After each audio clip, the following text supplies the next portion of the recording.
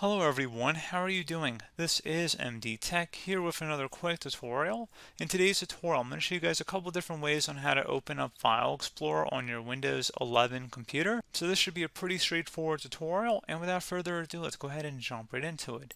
So first method, if you have it right on your desktop, would be just to go ahead and left click on it. So it's down in your taskbar, and you can see it's open on our screen. However, if you want to open it a different way or you don't have it in your taskbar, you go ahead and select the search icon and type in File Explorer, and you can open it up that way as well.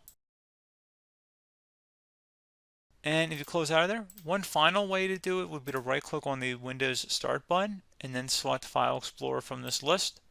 So again, three different ways on how to do it, and I hope you find one that you prefer.